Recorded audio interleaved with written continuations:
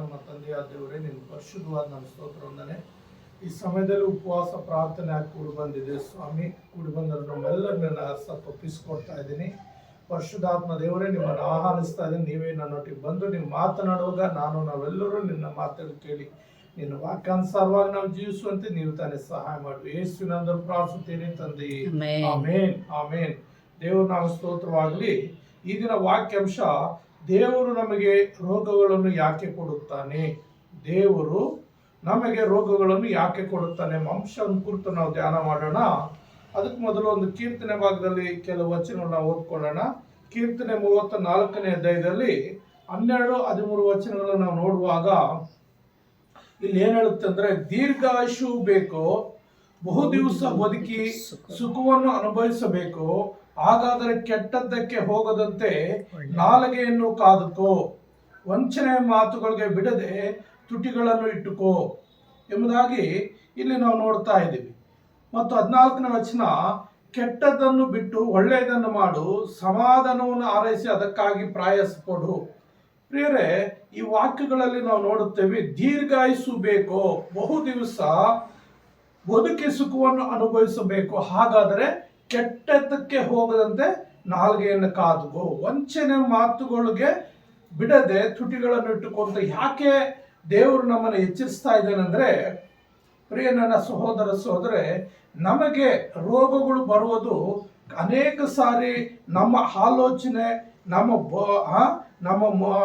ನಾವು ಚಿಂತಿಸುವಂತ ಚಿಂತೆಗಳು ಮತ್ತು ನಮ್ಮ ಮಾತುಗಳು, ನಮ್ಮ ನೋಟ, ನಮ್ಮ ನಡೆ ನುಡಿ, ಇದರಿಂದ ಅನೇಕ ಸಾರಿ ನಮಗೆ ರೋಗಗಳು ಬರುವುದುಂಟು. ಆದ್ರಿಂದ ದೇವರು ಸ್ಪಷ್ಟವಾಗಿ ನಮ್ಮನ್ನು ಎಚ್ಚರಿಸ್ತಾ ಇದ್ದಾನೆ. ನಾನು ದೀರ್ಘಾಯುಸ್ ಬದುಕಬೇಕಂದ್ರೆ ನಾನೇನ್ ಮಾಡ್ಬೇಕು? ಬಹು ದಿವಸ ಬಾಳಿ ಬದುಕಬೇಕಾದ್ರೆ ಕೆಟ್ಟದ್ದಕ್ಕೆ ಹೋಗದಂತೆ ನಾನೇನ್ ಮಾಡ್ಬೇಕು? ನನ್ನ ನಾಲಿಗೆಯನ್ನ ಕಾದ್ಕೊಳ್ಬೇಕಾಗಿದೆ. ವಂಚನೆ ಮಾತುಗಳಿಗೆ ನಮ್ಮ ತುಟಿಗಳನ್ನು ಬಿಡದೆ ನಾವೇನ್ ಮಾಡಿ ಎಚ್ಚರವಾಗಿ ಇಟ್ಕೋಬೇಕಾಗುತ್ತೆ. ಮೊದಲನೇದಾಗಿ ನಾವು ನೋಡುವಾಗ 4 ಅಂಶಗಳಿದೆ. 4 ಅಂಶಗಳಲ್ಲಿ ಮೊದಲನೇದು ನೋಡುವಾಗ, ಮಾಡಿದ ಪಾಪಗಳಿಗೆ ರೋಗ ಬರುತ್ತದೆ.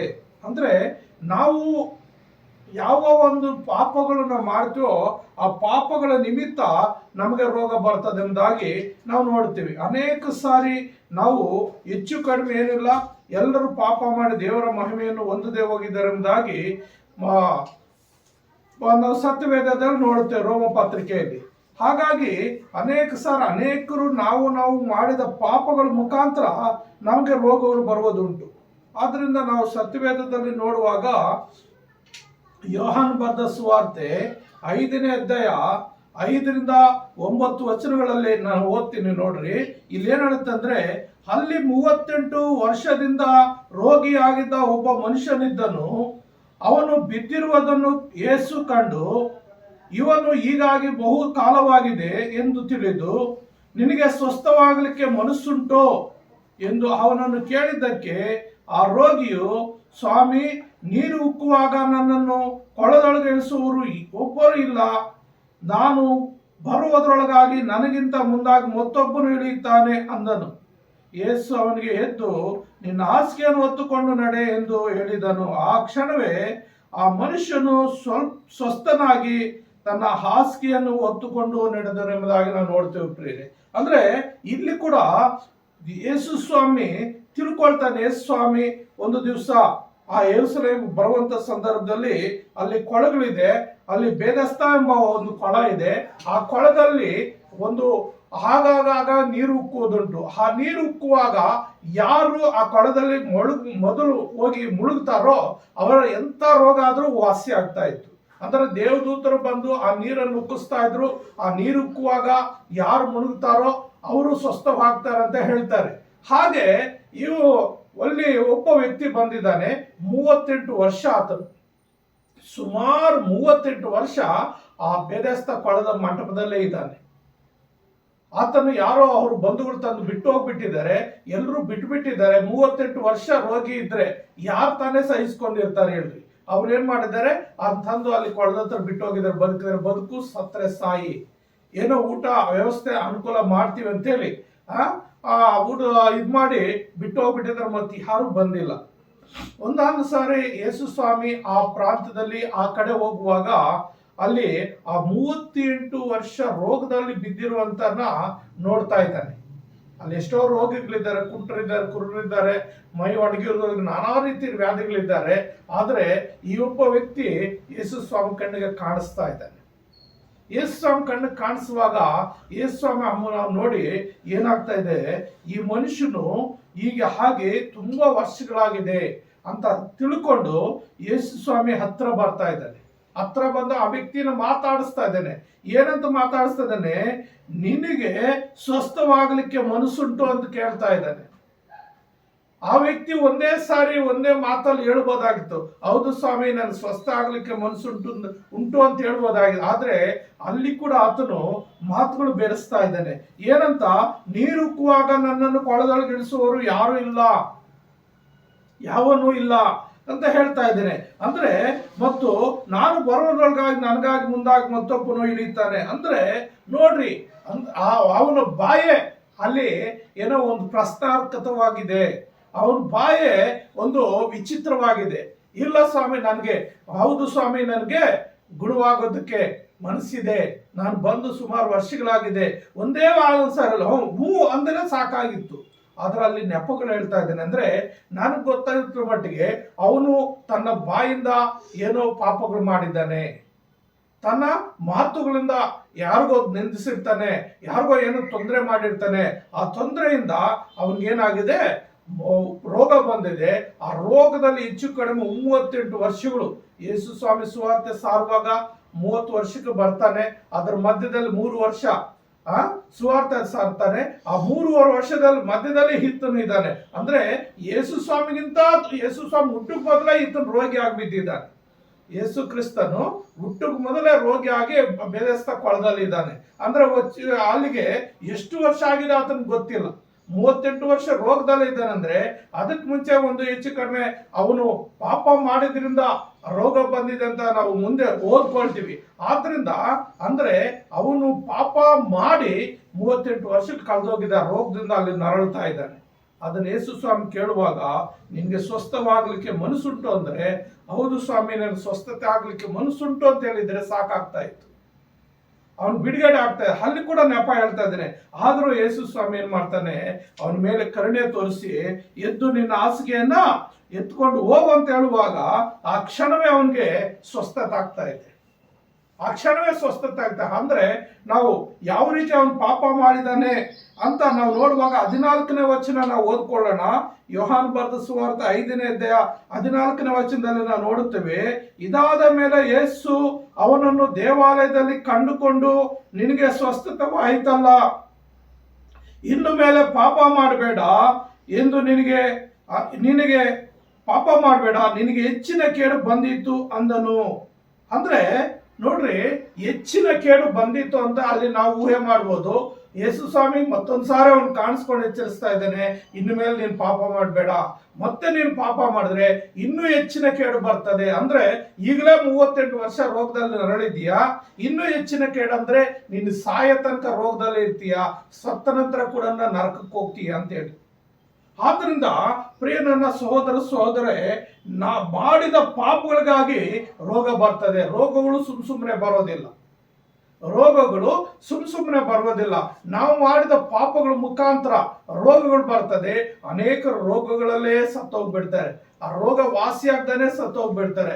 ಎಣಿಗೆ ನರಳಿ ಆ ರೋಗದಲ್ಲೇ ಸತ್ತೋಗ್ಬಿಡ್ತಾರೆ. ಆದ್ರಿಂದ ನಾವು ಏನಾಗ್ಬೇಕಂದ್ರೆ ದೇವ್ರ ಹತ್ರ ಕ್ಷಮಾಪಣೆ ಕೇಳಬೇಕು. ಪ್ರತಿಯೊಬ್ಬರು, ಅಪ್ಪ ನನ್ಗೆ ಗೊತ್ತಿತ್ತು ಗೊತ್ತಿಲ್ಲದೆ ನಾನು ಪಾಪ ಮಾಡಿದ್ದೀನಿ, ನನ್ನ ಪಾಪ ಕ್ಷಮಿಸು, ಈ ರೋಗಗಳಿಂದ ಬಿಡಿಸು ಅಂತ ನಾವು ಪ್ರಾರ್ಥನೆ ಮಾಡುವಾಗ ಖಂಡಿತ ದೇವರು ಪಾಪಗಳನ್ನು ಕ್ಷಮಿಸುವ ಆತನಾಗಿದ್ದಾನೆ, ಆ ರೋಗಗಳಿಂದ ಬಿಡುಗಡೆ ಕೊಡುವ ಆತನಾಗಿದ್ದಾನೆ. ಯೇಸು ಕ್ರಿಸ್ತನು ಖಂಡಿತ ನಮ್ಮನ್ನು ಪ್ರೀತಿಸಿದ್ದಾನೆ, ನಮಗೋಸ್ಕರ ತನ್ನ ಪ್ರಾಣವನ್ನು ಕೊಟ್ಟಿದ್ದಾನೆ, ಆತ ಜೀವಿಸುವ ಆತನಾಗಿದ್ದಾನೆ. ಆ ಜೀವದಿಂದ ನಮ್ಮನ್ನು ರಕ್ಷಿಸಲಿಕ್ಕೆ ಆತನು ಶಕ್ತನಾಗಿದ್ದಾನೆ.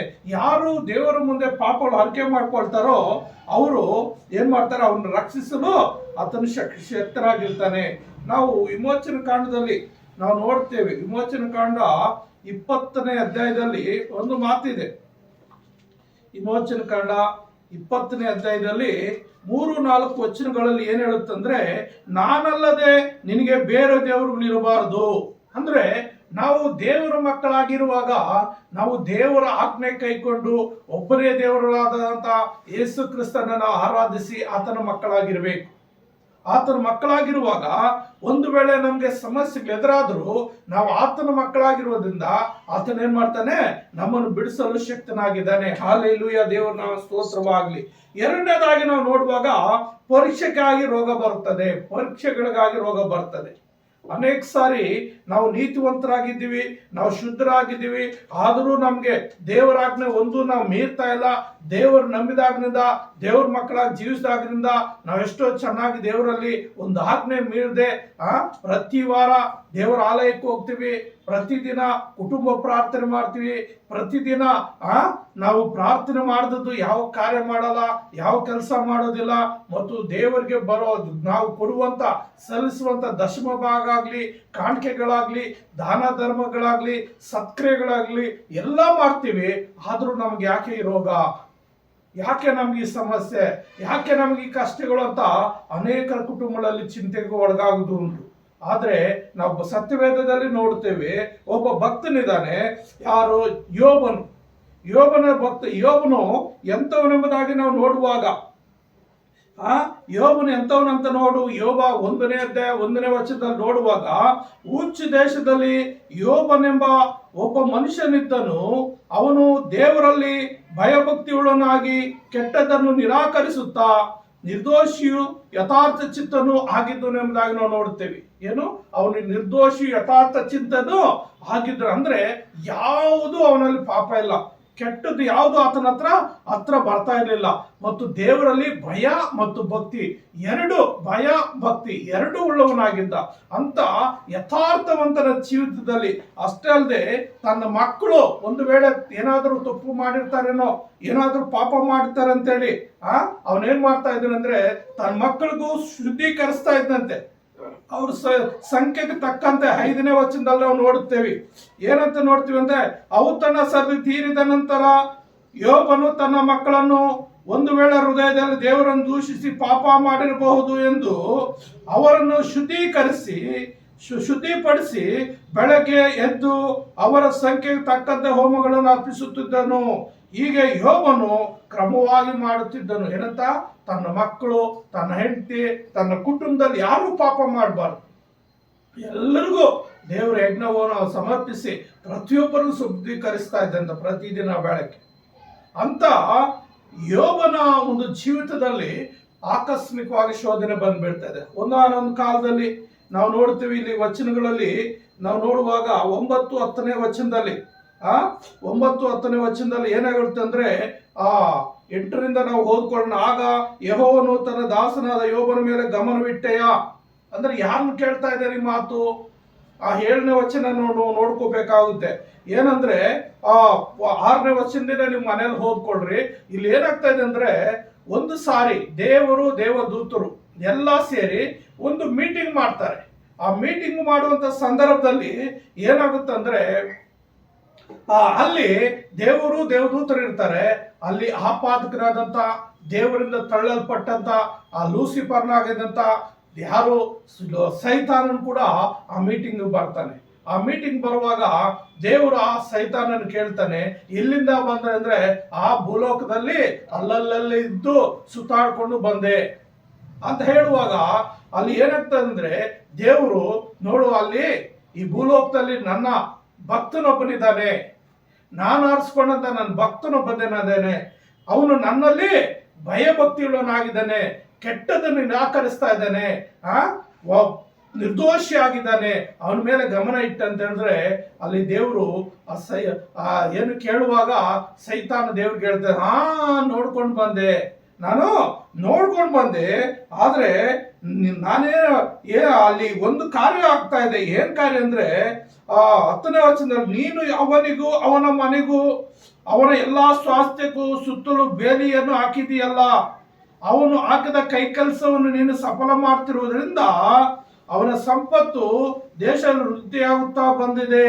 ಅಂದ್ರೆ ಅವನಿಗೆ ಯಾವ ಕೊರತೆ ಅಲ್ಲದೆ ಎಲ್ಲ ರೀತಿಯ ಆಸ್ತಿ ಕೊಟ್ಟಿದ್ಯಾ, ಎಲ್ಲ ರೀತಿಯ ಆಸ್ತಿ ಕೊಟ್ಟಿದ್ಯಾ, ಅವನಿಗೆ ಏನು ಬೇಕು ಒಂದು ಕೊರತೆ ಇಲ್ಲದೆ ಎಲ್ಲ ಕೊಟ್ಟಿದ್ಯಾ, ಮತ್ತು ಆಸ್ತಿನ ನೀನೇ ಪ್ರೊಟೆಕ್ಷನ್ ಮಾಡ್ತಾ ಇದೀಯಾ, ನೀನು ಬೇಲಿ ಹಾಕಿದ್ಯಾ, ಯಾವುದೇ ಒಂದು ದುಷ್ಟನು ಅಲ್ಲಿ ಒಳಕ್ಕೆ ಹೋಗೋದಿಲ್ಲ, ಯಾರು ಒಂದು ಏನು ಕಾರ್ಯ ಮಾಡೋಕ್ಕಿಲ್ಲ. ಆ ರೀತಿ ಅವನ್ನೆಲ್ಲ ರೀತಿ ಸಂರಕ್ಷಣೆ ಮಾಡಿ ಬೇಕಾದಂತ ಐಶ್ವರ್ಯವನ್ನು ಕೊಟ್ಟು ಮನುಷ್ಯನಿಗೆ ಲೋಕದಲ್ಲಿ ಜೀವಿಸುವಂತ ಏನೇನು ಬೇಕೋ ಎಲ್ಲ ಅಗತ್ಯಗಳನ್ನು ಪೂರೈಸಿದ್ಯಾ, ಕೊಟ್ಟಿದ್ಯಾ. ಆದ್ರಿಂದ ಅವನು ನಿನ್ನಲ್ಲಿ ಭಯಭಕ್ತಿ ಉಳ್ಳವನಾಗಿದ್ದಾನೆ. ಒಂದು ವೇಳೆ ಅವೆಲ್ಲ ತೆಗೆದು ನೋಡು, ಅವನು ನಿನ್ನ ದೂಷಿಸ್ತಾನ ಅಂತೇಳಿ ದೇವರಿಗೆ ಸೈತಾನ್ ಹೇಳ್ತಾ ಇದ್ದಾನೆ. ಅಂತ ಆದ್ರೆ ಒಂದು ಕೆಲಸ ಮಾಡು, ಅವನ ಆಸ್ತಿ ಎಲ್ಲ ನಿನ್ನ ಕೈಗೆ ಒಪ್ಪಿಸ್ಕೊಡ್ತೀನಿ, ನಿನ್ಗಿಷ್ಟವಿದ ಹಾಗೆ ಮಾಡು, ಆಗ್ಲೂ ಅವನನ್ನ ದೂಷಿಸೋದಿಲ್ಲ ಅಂತ ಹೇಳ್ತಾನೆ. ಆ ತಕ್ಷಣ ಅಲ್ಲಿ ಮೇಲಿಂದ ಭೂಲೋಕಕ್ಕೆ ಬಂದ್ಬಿಡ್ತಾನೆ. ಅವನಿಗಿರುವಂತ ಆಸ್ತಿ ಏನೇನಿರುತ್ತಂದ್ರೆ ಎತ್ತುಗಳು, ಕತ್ತೆಗಳು, ಕುರಿಗಳು, ಒಂಟೆಗಳು, ಇವೆಲ್ಲ ಇರ್ತವೆ. ಅದು ಸಾವಿರಾರು ಗಟ್ಟಲೆ ಇರ್ತದೆ. ನೀವು ಮನೇಲಿ ಓದ್ಕೊಳ್ರಿ, 13ನೇ ವಚನದಿಂದ ನೀವು 19ನೇ ವಚನ ತನಕ ಓದ್ಕೊಂಡ್ರೆ ನಿಮ್ಗೆಲ್ಲ ಅರ್ಥ ಆಗ್ತದೆ. ಏನಾಗುತ್ತಂದ್ರೆ ಎತ್ತುಗಳು, ಕತ್ತೆಗಳು, ಆ ಎತ್ತುಗಳು ಅಲ್ಲಿ ಉಳುತ್ತಾ ಇರ್ತವೆ, ಕತ್ತೆಗಳಿಂದ ಮೇಯ್ತಾ ಇರ್ತವೆ. ಅಲ್ಲಿ ಒಂದು ಗುಂಪು ಬರ್ತದೆ, ಆ ಗುಂಪು ಅಲ್ಲಿರುವಂತ ಕೆಲಸಗಾರನೆಲ್ಲ ಸಾಯಿಸಿ ಬಿಡ್ತದೆ. ಆ ಎತ್ತುಗಳು, ಕತ್ತೆಗಳೆಲ್ಲ ಹೊಳ್ಕೊಂಡು ಹೋಗ್ಬಿಡ್ತದೆ. ಅಲ್ಲಿ ಒಬ್ಬ ವ್ಯಕ್ತಿ ಉಳ್ಕೊಂಡು ಆ ಯೋಬನ ಹತ್ರ ಬಂದು ಈ ವಿಷಯ ಹೇಳ್ತಾ ಇರ್ತಾನೆ. ಈ ರೀತಿ ಆಗೋಯ್ತು, ಇವತ್ತು ಪಕ್ಕದೂರವ್ರು ಬಂದು ಈ ತರ ಎಲ್ಲ ಹೊಡ್ಕೊಂಡು ಹೋಗ್ಬಿಟ್ರೆ, ಹಾಳುಗಳನ್ನೆಲ್ಲ ಸಾಯಿಸ್ಬಿಟ್ಟಂತೂ ಇದನ್ನ ತಿಳ್ಸಕ್ ನಾನು ಒಬ್ಬರೇ ಬದುಕ್ ಬಂದಿದ್ದೀನಿ ಅಂತ ಹೇಳ್ತಾನೆ. ಅವ್ನು ಹೇಳಿ ಮುಗಿಸೋಷ್ಟ್ರೊಳಗೆ ಇನ್ನೊಬ್ಬನು ಬರ್ತಾನೆ. ಇನ್ನೊಬ್ಬನು ಬಂದು ನಾವೆಲ್ಲ ಕುರಿಗಳು ಮೇಯಿಸ್ತಾ ಇದ್ವಿ, ಇಂಥ ಪ್ರಾಂತದವ್ರು ಬಂದು ಆ ಹಾಳುಗಳನ್ನೆಲ್ಲ ಸಾಯಿಸ್ಬಿಟ್ಟು ಕುರಿಗಳನ್ನೆಲ್ಲ ಹೊಡ್ಕೊಂಡು ಹೋಗ್ಬಿಟ್ರು ಅಂತ ಹೇಳುತ್ತಿರೋ ಮುಗಿಯೋಷ್ಟ್ರೊಳಗೆ ಇನ್ನೊಬ್ಬರು ಬರ್ತಾರೆ. ಇನ್ನೊಬ್ಬರು ಬಂದು ಅವನು ಹೇಳ್ತಾನೆ ಅಂದ್ರೆ ಒಂಟಿಗಳನ್ನೆಲ್ಲ ಹೊಡ್ಕೊಂಡು ಹೋಗ್ಬಿಟ್ರು, ಇಂಥ ಪ್ರಾಂತದವ್ರು ಬಂದಿದ್ರು, ಅವ್ರ ಹಾಳುಗಳನ್ನೆಲ್ಲ ಸಾಯಿಸಿ ಒಂಟಿಗಳು ಹರ್ಕೊಂಡು ಹೋಗ್ಬಿಟ್ರು ಅಂತ ಅವನು ಹೇಳಿ ಮುಗಿಯೋಷ್ಟ್ರೊಳಗೆ ಇನ್ನೊಬ್ರು ಬರ್ತಾನೆ. ಅವನು ಬಂದು ಏನ್ ಮಾಡ್ತಾನೆ ಅಂದ್ರೆ, ಅಪ್ಪ ನಿನ್ನ ಮಕ್ಕಳೆಲ್ಲಾನು, ಯೋಬನಿಗೆ 10 ಜನ ಮಕ್ಕಳಿರ್ತಾರೆ, ನಿನ್ನ ಮಕ್ಕಳೆಲ್ಲಾನು ಔತಣ ಕೂಟ ಮಾಡಿ ಎಲ್ಲ ಸಂತೋಷವಾಗಿ ಒಂದು ಅಡಿಗೆ ಮಾಡಿ ಅವರೆಲ್ಲ ಊಟ ಮಾಡುವಂತ ಸಂದರ್ಭದಲ್ಲಿ 4 ಕಡೆಯಿಂದ ಗಾಳಿ ಬಂದು ಬೀಸ್ತು, 4 ಕಡೆಯಿಂದ ಗೋಡೆಗಳು ಅಮುಕ್ಕೊಂಡ್ಬಿಡ್ತು, ಅವರೆಲ್ಲ ಮನೆ ಒಳಗಡೆ ಎಲ್ಲರೂ ಸತ್ತೋಗ್ಬಿಟ್ರು. ಇದನ್ನ ತಿಳಿಸಕ್ಕೆ ನಾನು ಒಬ್ಬನೇ ಬದುಕಿ ಬಂದಿದ್ದೇನೆ ಅಂತ ಹೇಳ್ತಾನೆ. ಈ ರೀತಿ 4 ಹಾಳುಗಳು ಬಂದು 4 ಹಾಳುಗಳು ಎಲ್ಲರೂ ಕೆಟ್ಟ ವಾರ್ತೆನೆ ತಂದುತ್ತಾರೆ. ಆದ್ರೆ ಯೋಬನು ಇಷ್ಟು ಗೊತ್ತಾದ್ರೂ ಕೂಡ ಅವನು ಚಿಂತೆ ಮಾಡಲಿಲ್ಲ. ಅವನೇನ್ ಹೇಳ್ತಾನೆ 21ನೇ ವಚನದಲ್ಲಿ, ಏನು ಇಲ್ಲದವನಾಗಿ ಬಂದೆನು, ತಾಯಿ ಗರ್ಭದಿಂದ ಬಂದೆನು, ಏನು ಇಲ್ಲದವನಾಗಿ ಹೋಗುವೆನು, ಯೆಹೋವನೇ ಕೊಟ್ಟನು, ಯೆಹೋವನೇ ತೆಗೆದುಕೊಂಡು ಯೆಹೋವನಿಗೆ ಸ್ತೋತ್ರವಾಗಲಿ ಅಂತ ಹೇಳ್ತಾನೆ. ಯೆಹೋವನೇ ಕೊಟ್ಟನು, ಯೆಹೋವನೇ ತೆಗೆದುಕೊಂಡು ದೇವರಿಗೆ ಸ್ತೋತ್ರವಾಗಲಿ. ನಾನು ತಾಯಿ ಗರ್ಭದಿಂದ ಬರುವಾಗ ಬೆತ್ತಲೆಯಾಗಿ ಏನು ಹೊತ್ಕೊಂಡು ಬಂದಿಲ್ಲ, ಮತ್ತು ಹೋಗುವಾಗಲೂ ಏನು ತಗೊಂಡು ಹೋಗೋದಿಲ್ಲ. ಈ ಭೂಮಿ ಮೇಲೆ ಬದುಕಷ್ಟು ಕಾಲ ದೇವರೇ ಕೊಟ್ಟಿದ್ದಾನೆ, ದೇವರೇ ತಗೊಂಡು ದೇವರ ಸ್ತೋತ್ರವಾಗ್ಲಿ ಅಂತಾನೆ. ಸರಿ, ಮತ್ತೊಂದು ಸಾರಿ ಅದೇ ಮೀಟಿಂಗ್ ನಡೆಯುವಾಗ ಮತ್ತೊಂದು ಸಾರಿ ಸೈತಾನ್ ಹೋಗ್ತಾನೆ. ಸೈತಾನ್ ಹೋಗಿ, ಏನಪ್ಪಾ ಸೈತಾನ್ನೇ, ನನ್ನ ಭಕ್ತನ ಮೇಲೆ ಗಮನ ಇಟ್ಟ್ಯಾ, ಹೆಂಗೆ ನೋಡು ಅವನ ಆಸ್ತಿ ಎಲ್ಲ ಕಿತ್ಕೊಂಡ್ಬಿಟ್ಟಲ್ಲ, ಎಲ್ಲ ಕಿತ್ಕೊಂಡ್ರು, ಅವನು ನನ್ನ ವಿರುದ್ಧವಾಗಿ ಒಂದು ಮಾತು ಕೂಡ ಹಾಡ್ಲಿಲ್ಲ ಅಂತ ಹೇಳುವಾಗ, ಏನಾದ್ರೆ ಏನು, ಅವನ್ ಒಳ್ಳೆ ಆರೋಗ್ಯ ಇದೆಯಲ್ಲ, ಆರೋಗ್ಯ ಕೆಟ್ಟು ಹೋದ್ರೆ ಎಂತವರು ದೂಷಿಸ್ತಾರೆ, ಆರೋಗ್ಯ ಇದ್ರೆ ಮತ್ತೆ ಸಂಪಾದನೆ ಮಾಡ್ಕೋಬಹುದು ಬಿಡು ಅಂತಾರೆ. ಅದರಿಂದ ಅವನ ಆರೋಗ್ಯ ಮೇಲೆ ಹೊಡೆತ ಕೊಟ್ಟು ನೋಡು, ಅವನು ಖಂಡಿತ ನೀನು ದೂಷಿಸ್ತಾನಂದ್ರೆ ಅವಾಗ ಅದಕ್ಕೂ ದೇವ್ರ ಪರ್ಮಿಷನ್ ಕೊಡ್ತಾನೆ ಸೈತಾನ್ಗೆ. ಏನಂತ, ಅವನ ಶರೀರವನ್ನು ನಿನ್ನ ಕರಗಳು ಒಪ್ಪಿಸ್ಕೊಡ್ತಾ ಇದ್ದೀನಿ, ಪ್ರಾಣ ಮಾತ್ರ ತೆಗಿಬೇಡ. ಅವನ ಶರೀರನ್ನು ನಿನ್ನ ಕರಗಳಲ್ಲಿ ಒಪ್ಪಿಸ್ಕೊಡ್ತಾ ಇದ್ದೀನಿ, ಪ್ರಾಣ ತೆಗಿಬೇಡ ಅಂತ ಹೇಳುವಾಗ ಮತ್ತೆ ಬಂದು ಅವನಿಗೆ ಏನು ಎಲ್ಲ ರೋಗ, ಮೈಯೆಲ್ಲ ಹುಣ್ಣುಗಳು, ತಲೆಯಲ್ಲಿ, ಕಾಲಲ್ಲಿ, ಅಂಗಲ್ಲಿ ಒಂದು ಕಡೆನೂ ಗ್ಯಾಪ್ ಇಲ್ಲದೆ ಎಲ್ಲ ಹುಣ್ಣುಗಳು, ಕೀವು, ರಕ್ತ, ಆ ನವೆ, ಕಡತ ತಡ್ಕೊಳ್ಳಾರ್ದ ಅವನೇನಾಗ್ತಾನೆ ಅಂದ್ರೆ ಬೂದಿ ಮೇಲೆ ಕುತ್ಕೊಂಡು ಬೂದಿ ಎಲ್ಲ ಮೈ ಮೇಲೆ ಹಾಕೊಂಡು ಹೆಂಚು ಪೀಚ್ ತಗೊಂಡು, ಬೋಕಿ ಪೀಚ್ ತಗೊಂಡು ಎಲ್ಲ ಕೆರ್ಕೊಂಡು ಕುಡ್ಕೋತಾನೆ. ಅಷ್ಟು ಭಯಂಕರವಾದ ಶೋಧನೆ ಮಾಡ್ತದೆ. ಆ ಒಂದು ಕಾಟ ನೋಡ್ದೆ ಆ ಹೆಂಡತಿ ಕೂಡ ಆತನ ದೂಷಿಸ್ತಾಳೆ. ಇಷ್ಟು ರೋಗ ಬಂದ್ರು, ಇಷ್ಟು ಸಮಸ್ಯೆಗಳು ಬಂದ್ರು, ನಿನ್ನ ದೇವರನ್ನು ನೀನು ದೂಷಿಸಿ ಸಾಯಿ ಅಂತ ಹೇಳ್ತಾರೆ. ಆದ್ರೆ ಆ ಹೆಂಡತಿಗೆ ಹೇಳ್ತಾನೆ, ಮೂರ್ಖರು ಮಾತಾಡ್ದಂಗೆ ನೀನು ಮಾತಾಡ್ಬೇಡ, ದೇವರು ಒಳ್ಳೇದು ಕೊಟ್ಟರೆ ಮಾತ್ರ ದೇವರ, ಕೆಟ್ಟದ್ದು ಕೊಟ್ಟರೆ ದೇವರಲ್ವಾ, ಒಳ್ಳೇದು ಕೊಟ್ಟರು ಕೆಟ್ಟದ್ದು ಕೊಟ್ಟರು ದೇವರೇ. ಆತನ ನಾವೆಂದಿಗೂ ದೂಷಿಸಬಾರ್ದು ಅಂತೇಳಿ ಆತನ ಬಾಯಲ್ಲಿ ಒಂದು ಮಾತು ಕೂಡ ಬರಲ್ರಿ. ಬರದೇ ಇರುವಾಗ ಅಲ್ಲಿ ಒಂದು 3 ಜನ ಸ್ನೇಹಿತರು ಬರ್ತಾರೆ. ಸ್ನೇಹಿತರ ಹತ್ರ ಅನೇಕ ಒಂದು ಡಿಸ್ಕಸ್ ಆಗ್ತದೆ. ಸುಮಾರು ಡಿಸ್ಕಸ್ ಆದ್ಮೇಲೆ ಕೊನೆಗೆ ದೇವರೇ ಈ ಡಿಸ್ಕಸ್ ಎಲ್ಲ ಆದ್ಮೇಲೆ ದೇವರೇ ಬಂದು ಅವ್ರ ಹತ್ರ ಏನ್ ಮಾತಾಡೋದು, ನನ್ನ ಹತ್ರ ಮಾತಾಡು, ನೇರವಾಗಿ ನನ್ನ ಹತ್ರ ಮಾತಾಡು ಅಂತ ಹೇಳುವಾಗ ನೇರವಾಗಿ ದೇವರು ಯೋಬನೊಟ್ಟಿಗೆ ಮಾತನಾಡ್ತಾನೆ. ದೇವರೊಟ್ಟಿಗೆ ಮಾತನಾಡ್ತಾನೆ. ಆಮೇಲೆ 3 ಜನ ಶಿಷ್ಯರು ದೇವರ ಮೇಲೆ ಅನೇಕ ನಿಂದನೆ ಮಾತುಗಳು ಮಾತಾಡಿರ್ತಾರೆ. ಆದ್ರಿಂದ ಆ ಶಿಷ್ಯರಿಗೆ ಹೇಳ್ತಾನೆ, ನನ್ನ ಭಕ್ತನಾದ ಯೋಬನ ಹತ್ರ ಹೋಗಿ ನಿಮ್ಮ ಪಾಪ ಕ್ಷಮಾಪಣೆಗಾಗಿ ಅವನ ಹತ್ರ ಪ್ರಾರ್ಥನೆ ಮಾಡಕ್ ಹೇಳ್ರಿ. ಅವನು ನಿಮ್ಗೋಸ್ಕರ ಪ್ರಾರ್ಥನೆ ಮಾಡ್ತಾನೆ. ಅವಾಗ ನಾನು ನಿಮ್ಮ ಪಾಪ ಕ್ಷಮಿಸ್ತೇನೆ ಅಂತ ಹೇಳುವಾಗ ಯೋಬನ ಹತ್ರ ಹೋಗಿ ಯೋಬನು ಈ ವಿಷಯ ಹೇಳುವಾಗ ಯೋಬನು ಅವ್ರಿಗೋಸ್ಕರ ಪ್ರಾರ್ಥನೆ ಮಾಡ್ತಾನೆ. ಯೋಬನ ಪ್ರಾರ್ಥನೆ ದೇವರು ಕೇಳಿ ಅವರನ್ನ ಸ್ವಸ್ಥತೆ ಮಾಡಿ ಅವ್ರಿಗೂ ಶುದ್ಧರಾಗಿ ಮಾಡಿ, ಮತ್ತು ಯೋಬನು ಏನ್ ಕಳ್ಕೊಂಡಿರ್ತಾನೋ ಅದು 2ರಷ್ಟು ಕೊಡ್ತಾನ್ರಿ. ಅನೇಕ ಸಾರಿ ನಮ್ಮ ಭಕ್ತಿ ಯಾವ ರೀತಿ ಇದೆ, ನಮ್ಮ ಭಕ್ತಿ ಹೆಂಗಿದೆ, ನಮ್ಮ ಭಕ್ತಿಗೆ ದೇವರು ಒಂದೊಂದು ಸಾರಿ ಪರೀಕ್ಷೆ ಕೊಡ್ತದೆ. ಸೈತಾನ ನಮ್ಮನ್ನು ಶೋಧಿಸಕ್ ಬರ್ತಾನೆ. ಅನೇಕ ಸಾರಿ ಕಷ್ಟಗಳು ಬರ್ತದೆ, ಅನೇಕ ಸಾರಿ ರೋಗಗಳು ಬರ್ತದೆ, ಅನೇಕ ಸಾರಿ ಮಂಚದ ಮೇಲೆ ಬಿದ್ದು ಹೇಳದಾಗೆ ಕದಲ್ದಾಗೆ ದೇವರು ಕೊಡ್ತಾನೆ. ಅನೇಕರು ಇನ್ನೊಂದು ರೀತಿ ಸಮಸ್ಯೆ ಕೊಡ್ತಾನೆ.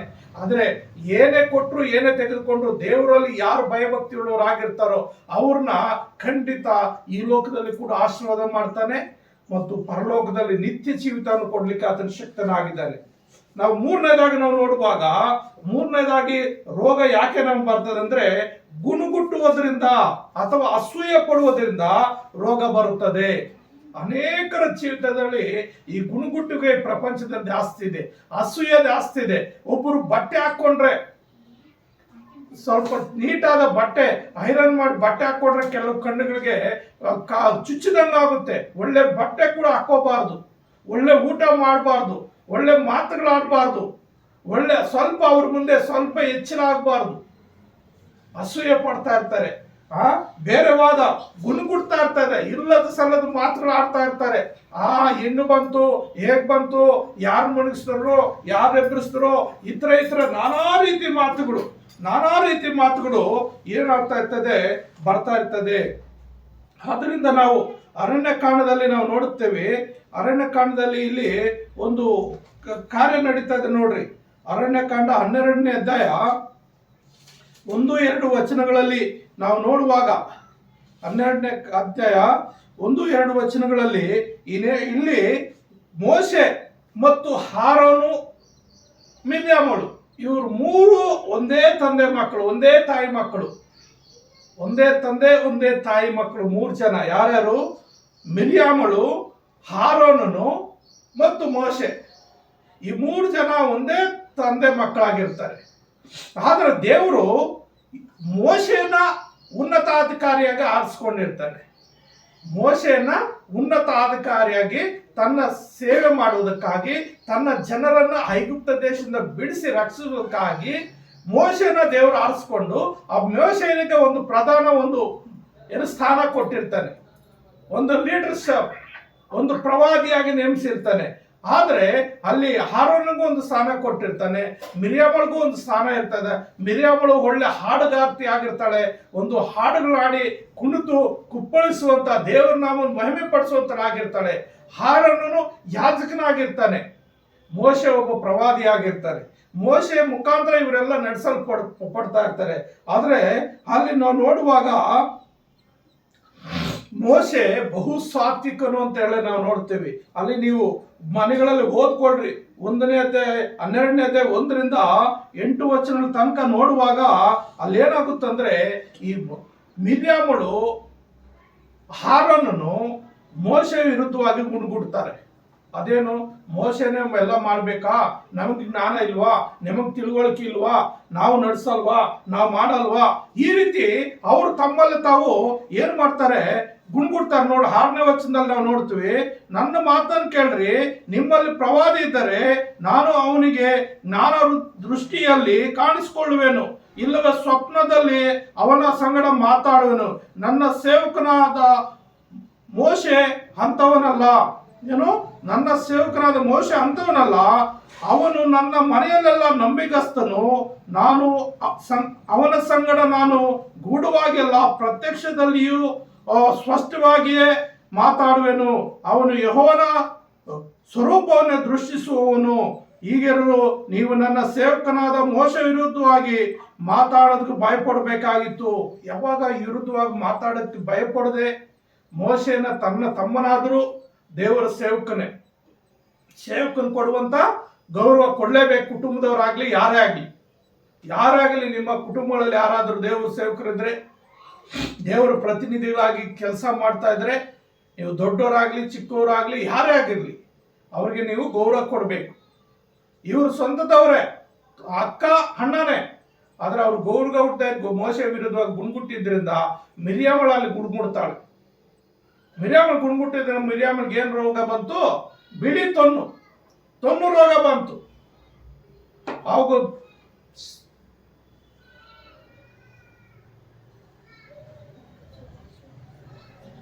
ಇಲ್ಲಿ ಬಾಯಿಲಿ ಲೈನ್ ಕಟ್ ಆಗ್ಬಿಟ್ಟಿದೆ, ಕೇಳಿಸ್ತಾ? ಲೈನ್ ಕಟ್ ಆಗ್ಬಿಟ್ಟಿದೆ. ದೇವ್ರ ನಮ್ಮ ಸ್ತೋತ್ರವಾಗಲಿ. ಇಲ್ಲಿ ಏನಾಗಿದೆ ಅಂದ್ರೆ, ಆಮೇಲೆ ಬಿಳಿ ರೋಗ ಬಂದ ಅವ್ರು ಏನಾಗ್ತದೆ, ಅಲ್ಲಿ ಅವ್ರು ಶೋಧನೆಗೊಳಗಾಗ್ತಾರೆ. ಆಕೆ ಜನರ ಮಧ್ಯದಲ್ಲಿ ಹೋಗೋದಕ್ಕಾಗೋದಿಲ್ಲ. ಆ ಜನರ ಮಧ್ಯದಲ್ಲಿ ಯಾವಾಗ ಹೋಗೋಕ್ಕಾಗಲ್ವೋ ಅವಾಗ ಏನಾಗುತ್ತಂದ್ರೆ, ಆರೋನನ್ನು ಹೋಗಿ ಆ ಮೋಶೆ ಹತ್ರ ಪ್ರಾರ್ಥನೆ ಮಾಡ್ತಾನೆ. ಅಯ್ಯ, ಗೊತ್ತಿತ್ತು ಗೊತ್ತಿಲ್ಲದೆ ಆಕೆ ನಿನ್ಗೆ ವಿರುದ್ಧವಾಗಿ ಗುಣಗುಟ್ಟಿದ್ದಾಳೆ, ನಮ್ಮನ್ನು ಕ್ಷಮಿಸು, ನಮ್ಮನ್ನು ಮನ್ನಿಸು, ಆಕೆಗೆ ಆ ರೋಗ ಬರದಾಗೆ ನೀನೇ ಬಿಡುಗಡೆ ಕೊಡಬೇಕು, ದೇವರನ್ನು ಪ್ರಾರ್ಥಿಸ್ಬೇಕು ಅಂತ ಹೇಳುವಾಗ ಮೋಶೆ ಆಕೆ ಪರವಾಗಿ ಆ ದೇವರನ್ನು ಪ್ರಾರ್ಥಿಸ್ತಾನೆ. ಆ ಪ್ರಾರ್ಥಿಸುವಾಗ ಆಕೆಯನ್ನು ಆ ತೊನ್ನು ಹೋಗೋದಕ್ಕೆ 7 ದಿವಸ ಕಾಲ ಹಿಡಿಬೇಕಾಗುತ್ತೆ. 7 ದಿವಸಗಳು ಆಕೆ ಮಾಡಿದ ಒಂದು ಗುಣಗುಟ್ಟುವಿಕೆಯಿಂದ 7 ದಿವಸ ಆ ಒಂದು ಪ್ರಾಂತದಿಂದ ಹೊರಗಡೆ ಇರ್ತಾಳೆ. ಆ ಜನರ ಮಧ್ಯದಿಂದ ಹೊರಗಡೆ ಇದ್ದು 7 ದಿವಸಗಳ ಆದ ನಂತರ ಆ ತೊನ್ನು ಹೋಗ್ತದೆ. ಅದು ಕ್ರಮಪಡಿಸ್ಕೊಂಡು ಮತ್ತೆ ಅವ್ರ ಮುಂದಕ್ಕೆ ಪ್ರಯಾಣ ಮಾಡ್ಲಿಕ್ಕೆ ಆಗುತ್ತೆ. ಆದ್ರಿಂದ ಗುಣಗುಟ್ಟೋದ್ರ ಮುಖಾಂತರ ಕೂಡ ರೋಗಗಳು ಬರುವುದು ಎಂಬುದಾಗಿ ನಾವು ನೋಡ್ತೀವಿ. 11ರಿಂದ 15 ವಚನಗಳಲ್ಲಿ ನೀವು ಮನೆಗಳಲ್ಲಿ ಓದ್ಕೊಳ್ರಿ. ಅಲ್ಲಿ 7 ದಿವಸ ಏನು ಆಕೆ ಹೊರಗಡೆ ಇರ್ಬೇಕಾಗ್ತದೆ. 7 ದಿವಸ ಆದ ನಂತರ ಆಕೆ ಮತ್ತೆ ಆ ಜನರ ಮಧ್ಯದಲ್ಲಿ ಸೇರ್ಕೊಳ್ತಾಳ್ರಿ. ಆದ್ರಿಂದ ಗುಣಗುಟ್ಟುವುದನ್ನ ನಾವು ಬಿಟ್ಬಿಡ್ಬೇಕು. ನಾನಾಗ್ಲಿ ನೀವಾಗ್ಲಿ ಯಾರೇ ಆಗಲಿ ಯಾರ ಕುರಿತು ಯಾವುದೇ ರೀತಿಯಲ್ಲಿ ನಾವು ಗುಣಗುಟ್ಟಬಾರ್ದು. ಗುಣಗುಟ್ಟುವಾಗ ಏನಾಗುತ್ತಂದ್ರೆ ಶೋಧನೆಗಳು ಎದುರಾಗುತ್ತದೆ, ಸಮಸ್ಯೆಗಳು ಎದುರಾಗುತ್ತದೆ, ಕಷ್ಟಗಳು ಎದುರಾಗ್ತದೆ, ಅಪಾಯಗಳು ಎದುರಾಗ್ತದೆ. ನಾವು ಯಾರೋ ಒಬ್ರು ಅಭಿವೃದ್ಧಿ ಆಗ್ತದಂದ್ರೆ ನಾವು ಪ್ರಯಾಸಪಟ್ಟು ಅವ್ರ ಅಭಿವೃದ್ಧಿಗಾಗಿ ನಾವು ದೇವರಲ್ಲಿ ಪ್ರಾರ್ಥನೆ ಮಾಡಬೇಕು. ದೇವರೇ ನಾವು ಅಭಿವೃದ್ಧಿ ಆಗಬೇಕು, ನಮ್ಮಲ್ಲಿ ಏನಾದರೂ ಲೋಪದೋಷಗಳಿದ್ರೆ ನಮ್ಮಿಂದ ತೆಗೆದು ನಾವು ಕೂಡ ನಿನ್ನ ಮಕ್ಕಳಾಗಿ, ನಾವು ಕೂಡ ನಿನ್ನವರಾಗಿ ಜೀವಿಸುವಂತೆ ನಮ್ಮನ್ನು ಆಶೀರ್ವದಿಸುವಂತ ಪ್ರಾರ್ಥಿಸುವಾಗ ದೇವರು ಖಂಡಿತ ಆಶೀರ್ವದಿಸ್ತಾನೆ, ಖಂಡಿತ ದೇವರು ಆಶೀರ್ವದಿಸ್ತಾನೆ. ಆದ್ರಿಂದ ನಾವು ಗುಣಗುಟ್ಟುವುದರ ಮುಖಾಂತರ ಕೂಡ ನಮ್ಗೆ ರೋಗಗಳು ಬರ್ತದೆ. 4ನೇದಾಗಿ ನೋಡುವಾಗ ದೇವರ ಸಾಕ್ಷಿಗಾಗಿ ರೋಗ ಬರ್ತದೆ. ಏನು? ದೇವರ ಒಂದು ಸಾಕ್ಷಿಗಾಗಿ ನಾವು ಮಾಡುವಂತ ಎಷ್ಟೇ ನಾವು ಒಳ್ಳೆಯವರಿದ್ರು ನಮ್ಮ ಅಲ್ಲಿ ಅನೇಕ ಸಾರಿ ಶೋಧನೆಗಳು ಬರುವುದುಂಟು, ಸಮಸ್ಯೆಗಳು ಬರುವುದುಂಟು. ಆದರೆ ನಾವು ಭಯಪಡಬೇಕಾಗಿಲ್ಲ. ಸಾವು ಬಂದರೂ ಕೂಡ ಏನು ನಮ್ಮ ಮೇಲೆ ಸಾವು ಬಂದರೂ ಕೂಡ ನಾವು ದೇವರ ಮಕ್ಕಳಾಗಿದ್ರೆ ಖಂಡಿತ ದೇವರು ನಮ್ಮನ್ನು ಬದುಕಿಸ್ತಾನೆ. ನಾವು ಚರಿತ್ರೆಯಲ್ಲಿ ನೋಡ್ತೀವಿ ಮತ್ತು ಆ ಯೇಸು ಕ್ರಿಸ್ತನ ಕಾಲಮಿತಿಯಲ್ಲಿ ನೋಡ್ತೀವಿ. ಈಗಲೂ ಕೂಡ ನಾವು ನೋಡುತ್ತೇವೆ. ದೇವರಿಗೆ ನಾಮಕ್ಕೆ ಸ್ತೋತ್ರವಾಗಿ ಆ ದೇವರು ಒಳ್ಳೆಯವನು. ನಾನು ಸುಮಾರು ಒಂದು 14 ವರ್ಷಗಳ ಹಿಂದೆ ಭಾನುವಾರ ದಿವಸ ಸೇವೆ ಮಾಡಿಕೊಂಡು ಹೋಗಿ ಮನೆಯಲ್ಲಿ ಊಟ ಮಾಡಿ ವಿಶ್ರಾಂತಿ ಪಡುವಾಗ ನಮ್ಮ ಮನೆ ಕೆಳಗೆ ಬಾಡಿಗೆಗಿದ್ದಂತ ಒಂದು ಸಣ್ಣ ಪಾಪು, ಒಂದು 3 ತಿಂಗಳು ಪಾಪು, ಹಾಲು ಕುಡಿದು ತೊಟ್ಲಲ್ಲಿ ಮಲಗಿಸುವಾಗ ಮಗು ಸತ್ತೋಗ್ಬಿಟ್ಟಿದೆ. ನೋಡ್ಕೊಂಡಿಲ್ಲ ಅವರು. ಸುಮಾರು 4 ಗಂಟೆ ಟೈಮ್ಗೆ ಅವ್ರು ಏನು ಮಗು ಇತ್ತು ಇನ್ನೂ ಇದ್ದಿಲ್ಲ ಅಂತ ಹೇಳುವಾಗ ಆ ಮಗು ಟೈಟ್ ಆಗ್ಬಿಟ್ಟಿದೆ, ಉಸಿರಾಡ್ತಾ ಇಲ್ಲ, ನಿಂತೋಗ್ಬಿಟ್ಟಿದೆ ಅಂತ ಸಂದರ್ಭ ಆಂಟಿ ಅಂತ ಎತ್ಕೊಂಡು ಓಡ್ ಬರುವಾಗ ನಮ್ಮವ್ರು ಎಬ್ಬಿಸಿ ನಾನು ಮಲಗಿರುವಾಗ ಆ ಮಗುಗೆ ಕೈಯಲ್ಲಿ ಇಟ್ಕೊಂಡು ದೇವ್ರ ಪ್ರಾರ್ಥನೆ ಮಾಡುವಾಗ ದೇವ್ರ ನಾಮ ಸ್ತೋತ್ರವಾಗ್ಲಿ, ಆ ಮಗು ಬದುಕಿ ಇವತ್ತು 2nd PU ಓದ್ತಾ ಇದ್ದಾಳೆ. ಒಳ್ಳೆ ಕೋರ್ಸ್ ತಗೊಂಡು ಸೆಕೆಂಡ್ ಪಿ ಓದಿಸ್ತಾಳೆ. ಅವರು ದೇವ್ರ ಮಕ್ಕಳಾಗಿದ್ದಾರೆ. ಈಗ ಅವರು ದೇವ್ರು ನಂಬಿದ ದೇವರೊಟ್ಟಿಗೆ ಇದ್ದಾರೆ. ಹಾಗೆ ದೇವರು ಖಂಡಿತ ಆ ಸಾಕ್ಷಿಗಾಗಿ ಅನೇಕ ಕಾರ್ಯಗಳು ಮಾಡ್ತಾರೆ ಮತ್ತು ಅನೇಕ ಸೇವಕರು ಸತ್ತವರು ಕೂಡ ಪ್ರಾರ್ಥನೆ ಮುಖಾಂತರ ಎಬ್ಬಿಸ್ತಾ ಇದ್ದಾರೆ. ಹಾಗೆ ನಾವು ನೋಡುವಾಗ ಇಲ್ಲಿ ಸತ್ಯವೇದದಲ್ಲಿ ಯೋಹಾನ ಬರೆದ ಸುವಾರ್ತೆ 11ನೇ ಅಧ್ಯಾಯದಲ್ಲಿ ಒಬ್ಬ ಲಾಜರ್ ಎಂಬ ಭಕ್ತನಿದ್ದಾನೆ.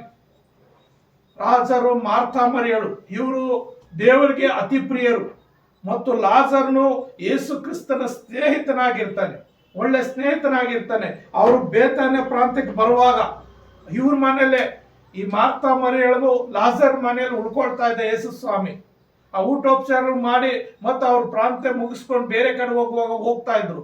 ಈ ಪ್ರಾಂತ್ಯಕ್ಕೆ ಬಂದ್ರೆ ಅಲ್ಲೇ ಬರ್ತಾ ಇದ್ರು. ಹಾಗಾಗಿ ಯೇಸು ಸ್ವಾಮಿಗೆ ಲಾಜರ್ಗೂ ಒಂದು ಒಳ್ಳೆ ಸ್ನೇಹ ಹುಟ್ಟಿರ್ತದೆ. ಆದರೆ ಆತನು ಬೇರೆ ಪ್ರಾಂತ್ಯದಲ್ಲಿರುವಾಗ ಆ ಲಾಜರ್ಗೆ ಒಂದು ರೋಗ ಬರ್ತದೆ. ರೋಗ ಬಂದಾಗ ಅವ್ರ ಅಕ್ಕಂದ್ರು ಹೇಳಿ ಕಳಿಸ್ತಾರೆ, ಈ ತರ ನಿನ್ನ ಸ್ನೇಹಿತನಿಗೆ ರೋಗ ಬಂದಿದೆ, ಬಂದು ನೀನು ಅವನು ಮುಟ್ಟಿ ವಾಸಿ ಮಾಡು ಅಂತ ಹೇಳಿ ಕಳಿಸುವಾಗ ಅವನು ಏನಾಗ್ತದೆ ಅಂದ್ರೆ ಯೇಸು ಸ್ವಾಮಿ ಬರೋದಿಲ್ಲ, 4 ದಿವಸ ಬರೋದಿಲ್ಲ. ಅಂದ್ರೆ ಸುಮಾರು ಅವರು ಒಂದು 3 ದಿವಸ ಪ್ರಯಾಣದಷ್ಟು ದೂರದಲ್ಲಿ ಇರ್ತಾನೆ ಯೇಸು ಸ್ವಾಮಿ. ಅಂದ್ರೆ ಆ ಕಾಲದಲ್ಲಿ ಎಲ್ಲ ಕಾಲ್ನಡಿಗೆ ಇಲ್ಲ ಏನು ನಾವೆಗಳು, ನೀರಿದ್ರೆ ನಾವೆಗಳಿಂದ ಆ ಕಡೆ ಹೋಗ್ತಾ ಇದ್ರು, ಇಲ್ಲಾಂದ್ರೆ ಕಾಲ್ನಡಿಗೆಯಲ್ಲಿ ಹೋಗ್ಬೇಕಾಗಿತ್ತು. ಅಂತ ಸಂದರ್ಭದಲ್ಲಿ ಯೇಸು ಸ್ವಾಮಿಗೆ ಹೇಳುವಾಗ ಯೇಸು ಸ್ವಾಮಿ ಒಂದು 3 ದಿವಸ ಅಲ್ಲೇ ಉಳ್ಕೊಂಡು ಬಿಡ್ತಾನೆ. 3 ದಿವಸ ಉಳ್ಕೊಂಡು ಮತ್ತೆ ತನ್ನ ಶಿಷ್ಯರಿಗೆ ಹೇಳ್ತಾನೆ, ಹೋಗೋಣ ನಡ್ರಿ ಅಂತ ಹೇಳಿದ್ರೆ ಅಲ್ಲಿ ಯೇಸು ಸ್ವಾಮಿಗೆ ವಿರೋಧಿಗಳು ಇರ್ತಾರೆ ಆ ಪ್ರಾಂತದಲ್ಲಿ. ಅಯ್ಯ, ಮೊದಲೇ ಅವರು ನಿಮ್ಮನ್ನು ಸಾಯಿಸಕ್ ಬಂದ್ರು, ಮತ್ತೆ ಅಲ್ಲೇ ಹೋಗೋಣ ಅಂತ ಹೇಳ್ತಾ ಇದ್ರಲ್ಲ, ಮತ್ತೆ ಹೋಗುವವರು ಸಾಯಿಸ್ರೆ ಏನ್ ಮಾಡ್ಬೇಕು ಅಂತ ಹೇಳುವಾಗ, ಇಲ್ಲ, ಅದು ದೇವರ ಕೈಯಲ್ಲಿದೆ.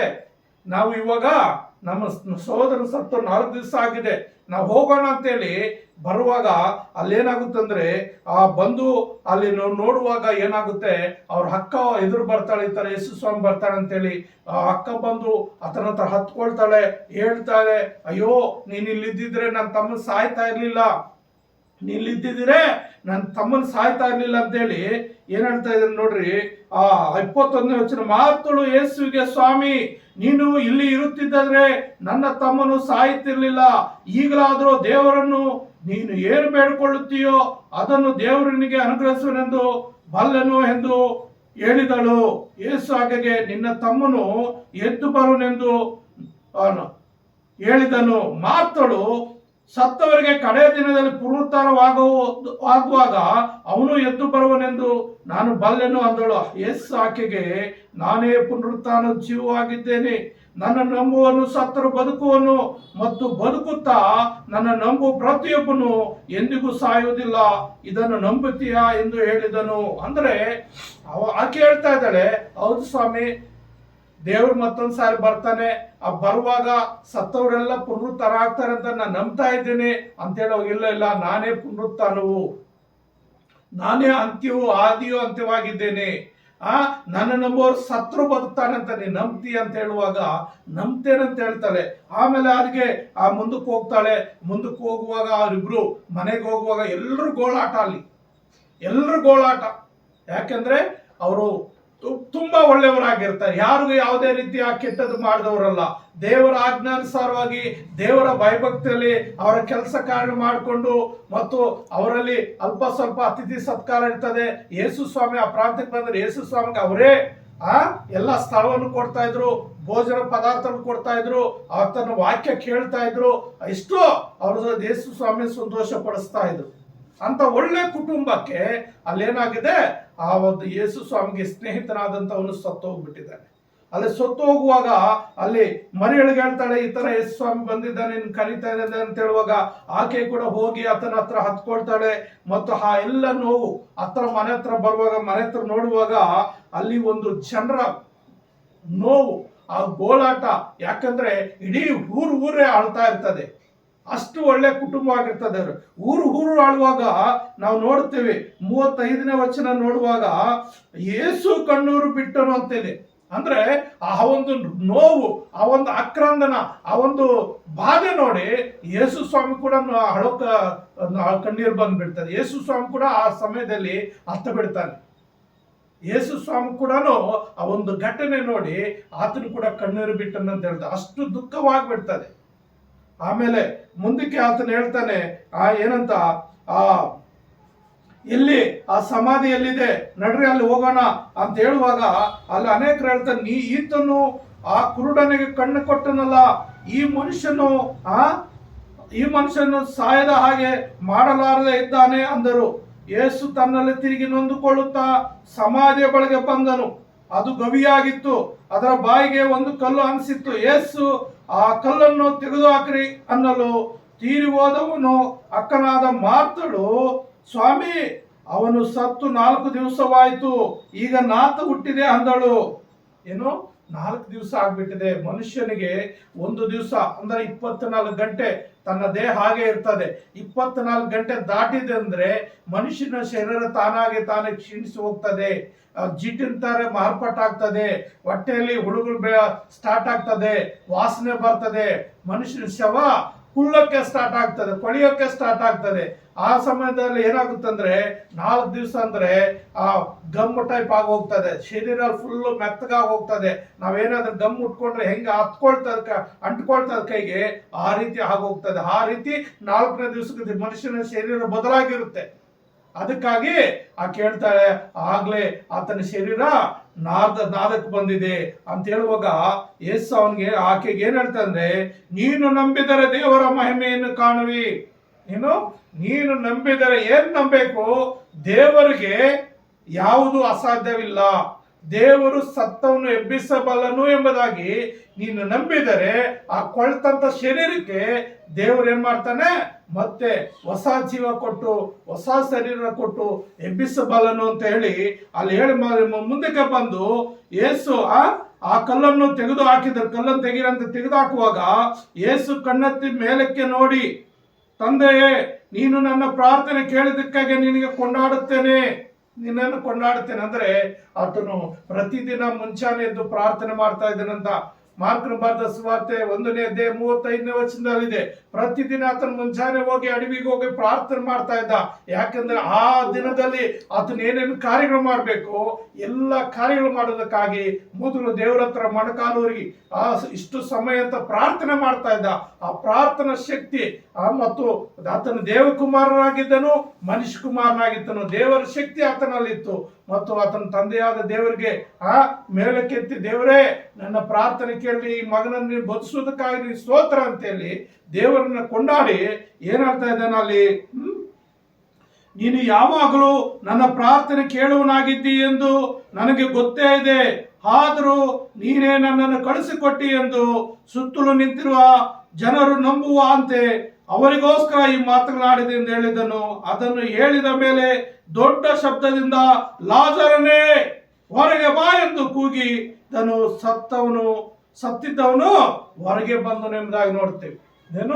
ಆತನು ದೇವರನ್ನ ಕೊಂಡಾಡಿ ಈ ಜನರು ನಂಬುವ ಹಾಗೆ ನಾನು ಪ್ರಾರ್ಥನೆ ಮಾಡ್ತಾ ಇದ್ದೇನೆ ಅಂತ ಹೇಳಿ, ಲಾಜರನೇ ಎದ್ದು ಹೊರಗೆ ಬಾ ಅಂತ ಒಂದು ಗಟ್ಟಿಯಾದ ಧ್ವನಿಯಿಂದ ಲಾಜರನ್ನು ಕರೆಯುವಾಗ ಆ ಲಾಜರನಿಗೆ ಬಟ್ಟೆ ಸುತ್ತಿರ್ತಾರೆ, ಆ ಬಟ್ಟೆ ಸಮೇತ ಎದ್ದು ಆಚೆ ಬರ್ತಾನೆ.